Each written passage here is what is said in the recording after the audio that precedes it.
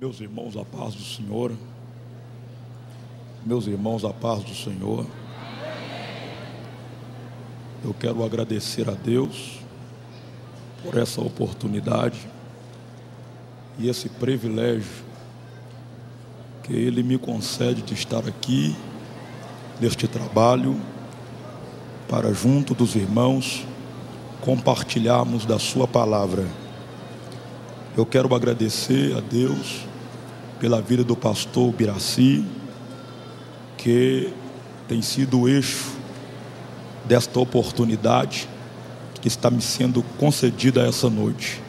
Quero louvar a Deus pela vida do pastor Wander, que é um amigo, que Deus abençoe.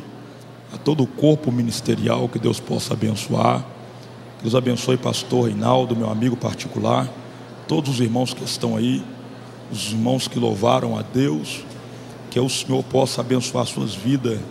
Minha esposa também, que está me acompanhando, que Deus possa abençoar a vida de cada um que está sentado aí até agora também, dando glória a Deus e dando aleluia. Queridos irmãos, eu quero convidar aos irmãos para abrir as vossas Bíblias comigo. O livro do profeta Ezequiel,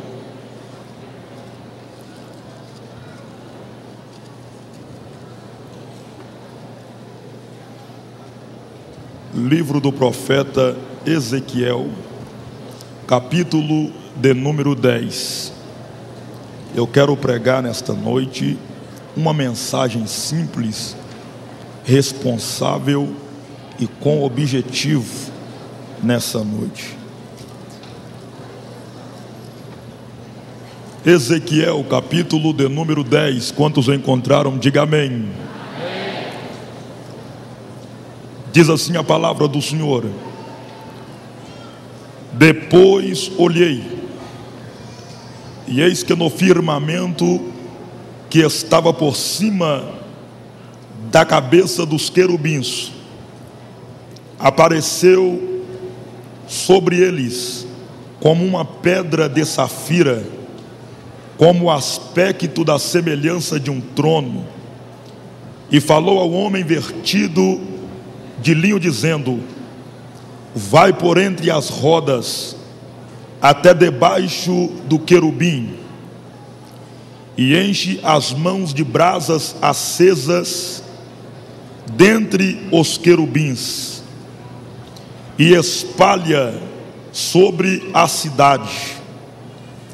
E ele entrou à minha vista, e os querubins estavam ao lado direito da casa, quando entrou aquele homem, e uma nuvem encheu o átrio interior. E então se levantou a glória do Senhor de sobre os querubins para a entrada do templo, e encheu o templo de uma nuvem, e o átrio se encheu do resplendor da glória de Deus. Amém.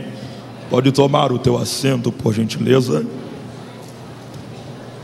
Queridos irmãos, eu quero nesta noite pregar sobre um tema, e eu quero falar nessa noite sobre 4 verdades que marcaram a vida e a visão do profeta Ezequiel. Diga comigo: 4 verdades. Diga mais forte: 4 verdades que marcaram a visão e a vida do profeta Ezequiel. O profeta Ezequiel, ele foi chamado para ser profeta em um período muito escuro, um período complicado para o povo de Israel, período conhecido como período de cativeiro. Neste período de cativeiro, a Bíblia nos fala que Deus permitiu que um homem se levantasse por nome de Nabucodonosor, e utilizou a vida deste homem como vara de ferro para a correção do povo de Israel, uma vez que o mesmo estavam com os seus altares, estavam com as suas vidas estavam com as suas visões totalmente afastadas da presença do Senhor. Logo o Senhor permite que esse Nabucodonosor levante e comece a entrar dentro de Jerusalém e levar cativo os sacerdotes, os homens, mulheres, profetas, todos que estavam ali dentro de Jerusalém. Foram levados por Nabucodonosor para dentro de Babilônia. Automaticamente este processo ele se divide em três partes: a primeira leva, a segunda leva e a terceira leva. Uma vez que esse profeta Ezequiel ele foi chamado para ser profeta, ele foi tirado para de dentro de Jerusalém e ele foi levado para um lugar que de fato é conhecido na Bíblia como Rio Quebá. Observe bem que quando ele foi tirado de dentro de Babilônia, ele já estava passando por um processo de muita dor, um processo de muita decepção, porque ele contemplou com seus próprios olhos, no ano 587 a.C., a morte da sua própria esposa. Aquilo para ele foi um choque, foi um baque, foi uma decepção. Apesar do profeta Ezequiel ser filho de sacerdote por nome de Bozi, logo ele agora não vai exercer o processo ou o ministério sacerdotal, porque de fato, ainda que automaticamente dentro de Jerusalém ele estava aprendendo a arte de ser sacerdote, ele estava aprendendo como levar ao povo a adoração, como trabalhar com os utensílios da casa do Senhor. Isto foi tirado dele, uma vez que o inimigo se levanta, uma vez que Nabucodonosor predomina. Nabucodonosor vai tirá-lo de dentro de Israel, de dentro de Jerusalém, e vai levá-lo para dentro de Babilônia. Levando este homem para dentro de Babilônia, a Bíblia nos fala que ele vai ficar em um lugar, e este lugar que ele vai ficar se chama Rio Quebá. Logo, com ele no mesmo período, desceu-se Daniel, Azarias, Ananias e Misael, que começaram a profetizar do lado de dentro de Babilônia. Porém, o profeta Ezequiel, mesmo sendo de área nobre, mesmo sendo de linhagem sacerdotal, ele vai ficar em uma pequena comunidade em Nipu, logo nas proximidades do rio Quebá, e vai ser ali que ele vai iniciar o teu ministério como profeta. Então, quando ele se inicia o teu ministério como profeta, ele vai a partir daquele momento ter duplo ministério: ministério sacerdotal e ministério de profeta. Dentro daquele lugar, dentro daquela região, junto aos rios Quebá, o Senhor começou a tomar o profeta Ezequiel.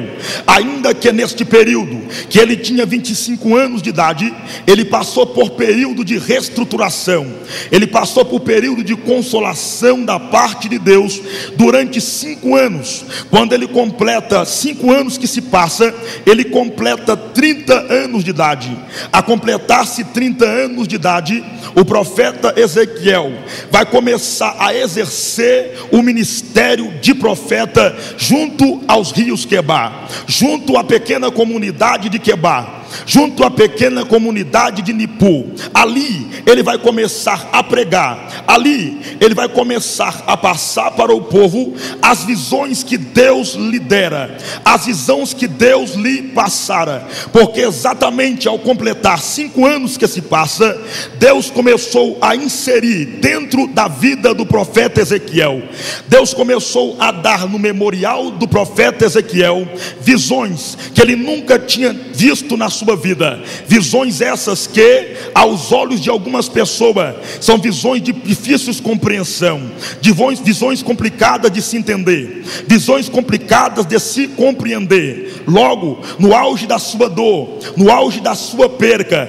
de ver Jerusalém sendo levada, sendo escravizada, o sacerdote sendo levado, o rei Joaquim sendo levado, humilhado dentro de Babilônia, mesmo assim, debaixo de toda essa humilhação, Deus tinha um processo, Deus tinha um plano, Deus tinha um projeto para a vida de Ezequiel. E esse processo vai se iniciar junto do cativeiro. Esse processo vai iniciar-se aonde o profeta Ezequiel pensou que tudo estava acabado, que tudo estava terminado, que apenas a visão que ele teria de dia e de noite era de homens e mulheres escravizados, de homens e mulheres subjugados, de homens e mulheres sobre o poder e a potência de Nabucodonosor. Para ele, esta seria uma visão de muitas pessoas vivendo sobre um jugo de miséria. Mas foi neste exato momento, foi nestas visões que ele passou a ter concernente ao povo, visão de miséria, visão de desespero, visão de não ter mais saída, é que o Senhor vai começar a tomar o profeta Ezequiel e vai começar a dar para eles visões extraordinárias, visões essas que vão marcar e que marcaram a vida do profeta Ezequiel para todo sempre, e que de fato está registrado na palavra do Senhor. Todos nós sabemos que as visões do profeta Ezequiel são visões que são pregadas, algumas são ignoradas devido à autenticidade e às dificuldades de interpretar-se a visão que é dada. Uma das visões que é mais pregada da vida do profeta Ezequiel é a visão do vale dos ossos secos. Quantos de nós nunca deixamos de ouvir? Quantos de nós já ouvimos e já ouvimos ser repassada as mensagens concernente o vale de ossos secos? É uma das visões que o profeta Ezequiel, que mais marcou, que mais fez diferença, que mais apareceu dentro dos capítulos que foram escritos concernente a tua história. Porém, todo o capítulo do profeta Ezequiel, escrito do primeiro até o final, existe algo rico, existe algo maravilhoso dentro das suas visões. E o Senhor, debaixo da minha simplicidade, Ele me deu algo para poder repartir com os irmãos, que está inserido, que está inogulado no capítulo de número 10, e que de fato aqui nós vamos extrair algumas coisas que vai marcar a nossa vida. Aqui nós vamos extrair algo que vai trazer nutrientes espiritual para a minha e também para a tua vida. Observe bem que quando o profeta Ezequiel passou a ser tomado de visões, ele tinha visões de estar no céu, de estar dentro do templo, de estar fora do templo, de estar na cidade, visões do tratado de Deus com o sacerdote, visões do tratado de Deus com o povo de Israel, visões de querubins, visões de serafins, visões de roda, visões de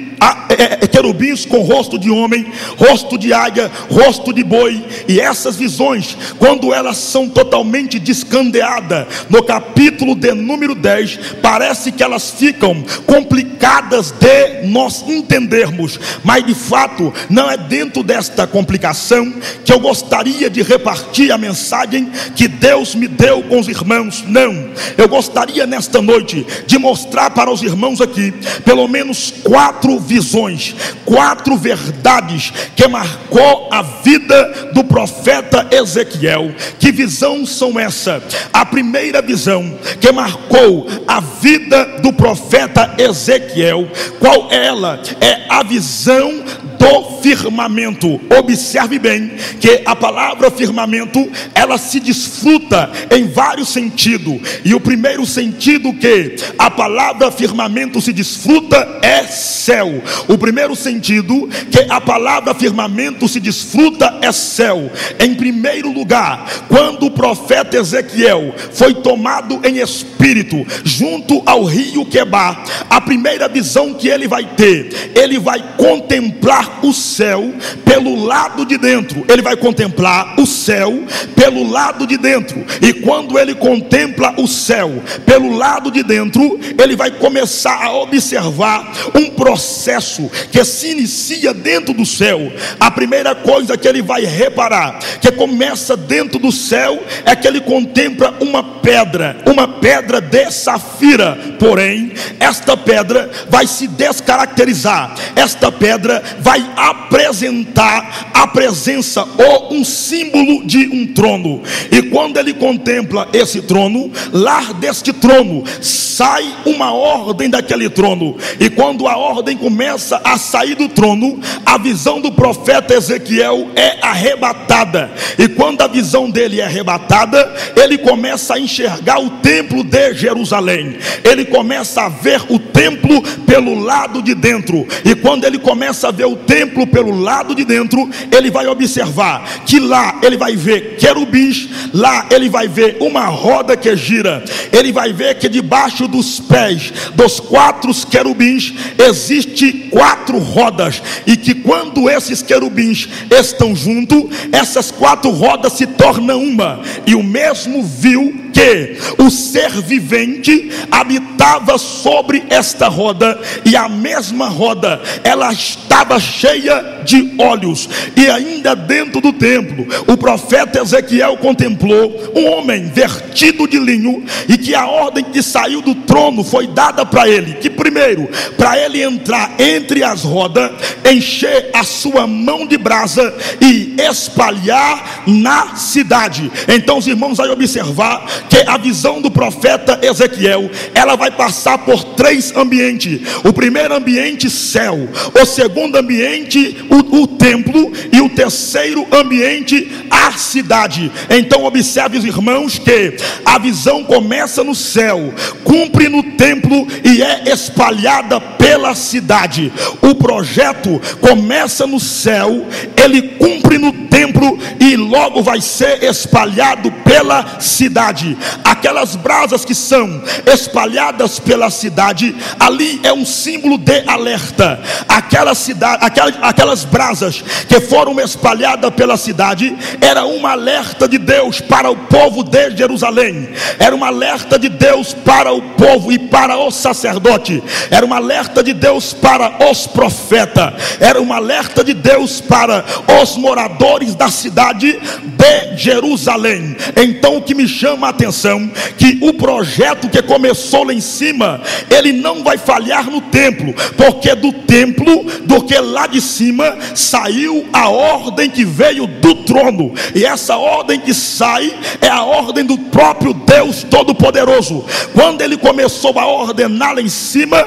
houve-se um processo no templo, e do templo começou a sair as brasas que foram tiradas dentre as rodas e foi espalhada pela cidade. Então o projeto começa lá em cima, cumpre no templo e vira notícia na cidade. É algo interessante que nós aprendemos aqui, porque tudo que começa lá em cima, ele se cumpre aqui embaixo e vira notícia na cidade.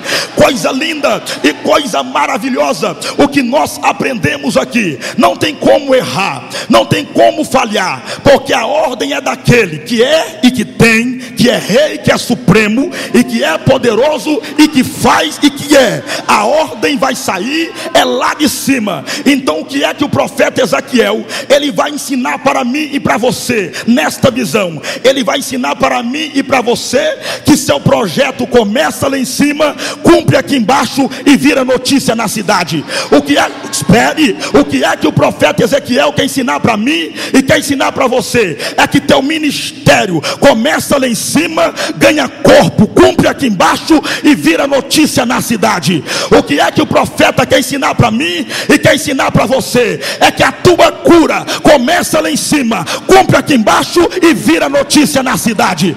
O que é que o profeta Ezequiel quer ensinar para mim e para você? É que o teu casamento, ele cumpre lá em cima, ganha forma aqui embaixo e vira notícia na cidade. O que é que o profeta Ezequiel quer ensinar para mim e para você? É que a restauração do teu casamento começa lá em cima, cumpre aqui embaixo e vira notícia na cidade. O que é que o profeta Ezequiel quer ensinar para mim, quer ensinar para você? É que o teu ministério, que outrora estava quebrado, que outrora estava destruído, é que o teu casamento, é que a tua família, que estava espedaçada, sem projeto, sem sonho, esta noite Deus manda lhe dizer que há uma visão lá em cima, e esta visão começa no processo da restauração da tua casa, da restauração da tua vida. Cumpre aqui embaixo e vai virar notícia em Coronel Fabriciano, porque Deus é Deus. Aleluia. O processo começa. Quando o processo começa lá em cima, tudo vai dar certo. A melhor coisa que tem é quando o crente deixa e permite que Deus comece a fazer o processo da história dele, o processo da vida dele lá em cima. Quando Deus começa a fazer o processo do ministério, da vida de um obreiro, o processo do ministério, da vida de uma mulher lá em cima, pastor, inverte com força, porque vai dar resultado aqui embaixo e ainda vai virar notícia para a glória do nome do Deus Todo-Poderoso.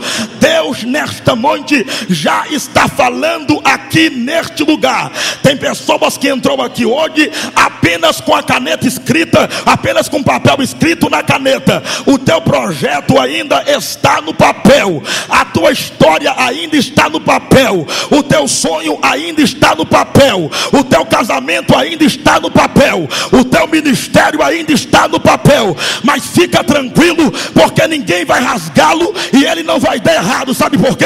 Porque ele começou na visão de cima, vai cumprir aqui embaixo e vai virar notícia para a glória do Pai. Aleluia. Levante a tua mão se você acredita nisso. Levante a tua mão se você acredita nisso. Vai virar notícia a tua história. Aquelas brasas eram a lesta da notícia, que o que ia acontecer dentro de Jerusalém, no meio do povo de Jerusalém. Essa é a primeira verdade que vai marcar a visão do profeta Ezequiel, de que quando começa lá em cima, aqui embaixo vai dar certo. Irmão, se começar aqui embaixo, pode se preparar que vai dar errado. Quando começa aqui embaixo, pode se preparar. Crente, tudo que vai fazer tem que começar lá de cima, porque quando começa aqui embaixo, filho, pode ter certeza, as coisas vai desequilibrar, as coisas não vai andar, as coisas não vai dar certo. Eu começo a entender pela Bíblia Sagrada, em 1 Samuel, capítulo de número 16, versículo de número 1, a Bíblia Sagrada nos fala que um dia o povo de Israel pediu um projeto que começou aqui embaixo. Esse projeto se chama Saul. O povo disse: não queremos viver mais sobre a ordem teocrática, nós queremos viver a ordem democrática. Nós não queremos mais saber de Deus aqui controlando nós. Nós queremos um rei visível, nós queremos um rei que nós temos que pegar nele. Nós temos um rei, nós queremos um rei que nós temos que ter cara a cara com ele, pegar nele, ver ele, andar com ele. Aí Deus falou para Samuel: já que o povo quer um projeto humano, já que o povo quer um projeto carnal, vai buscar esse homem por nome de Saul e dá para ele. Mas já vou dizer, vai dar errado. Saul vai desonrar o trono, vai oferecer sacrifício, e no final da tua história vai consultar macumbeiro para ver se Deus fala com ele. O projeto humano vai dar errado. Quando a unção desceu na cabeça de Saul, começou bem, mas terminou mal. A história parece que ia começar em ascensão e ia terminar em ascensão, mas na verdade não terminou em ascensão.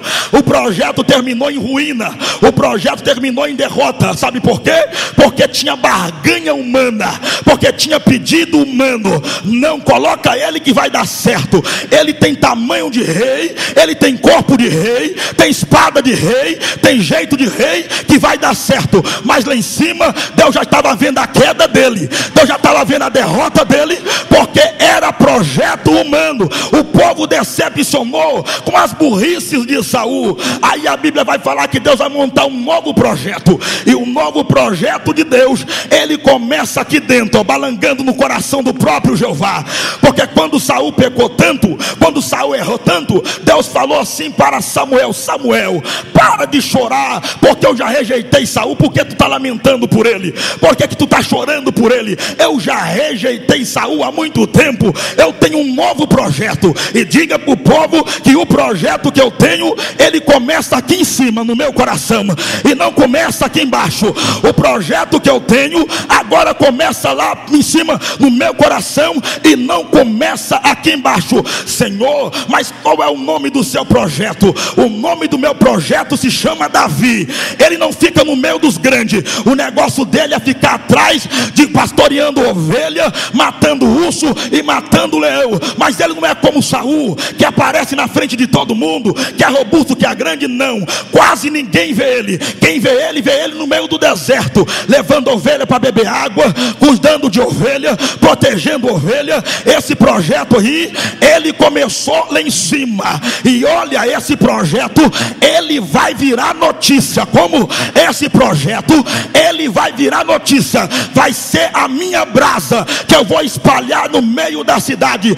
Senhor, vai até a casa de Jessé, e quando você chegar lá, você vai encontrar os filhos de Jessé lá. Um deles vai ser quem eu escolhi, um deles vai ser quem eu chamei. Quando chegou na casa de Jessé, só tinha projeto humano, homem com espada, homem com couraça, homem que parecia ser chamado para rei, mas de rei não tinha nada, de rei não tinha nada. Então quando Samuel, quando ele entrou dentro daquela casa, ele olhou e disse: epa, aqui está o projeto divino, aqui está o projeto de Deus. Olha só o tamanho de Eliabe, olha só o tamanho da armadura de Eliabe, olha só o tamanho da armadura de Abinadab, olha só o tamanho da armadura de Samar. Esses são projetos humanos, esse aqui